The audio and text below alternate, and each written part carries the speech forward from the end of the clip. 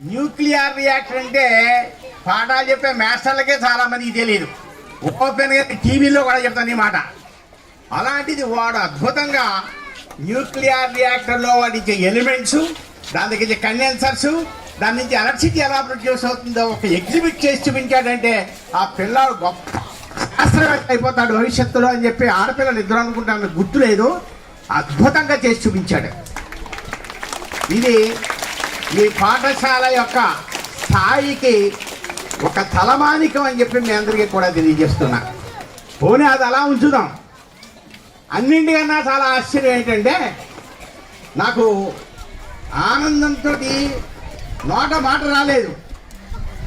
వాడు ఎల్కేజీ చదువుతున్నాడు, మైక్ ఇచ్చుకుని దంచి పారేస్తున్నాడు. ఇది నల్లటి బొగ్గం, అది ఇంకోటి ఇదంతా కలిపితే ఎంత ఓరి విడితే వస్తుంది. ఎవరు ఎంత వస్తే ఎల్కేజీ. Hats off. నాకు ఇప్పుడే ఇందాక చెప్పారు ఈయన. వాడు ఎల్కేజీలో వాడు అలా మాట్లాడుతున్నాడంటే ఎంత గర్వం ఉంది మనకి. పిల్లలు మన పాలిట ఒక అద్భుతమైన వరాలు.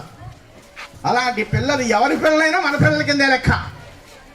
నేనైతే నా వయసును మర్చిపోయి వాళ్ళతో పాటు ఆనందంగా గంతులేస్తూ తిరిగాను. ఇలాగా ఒక పాట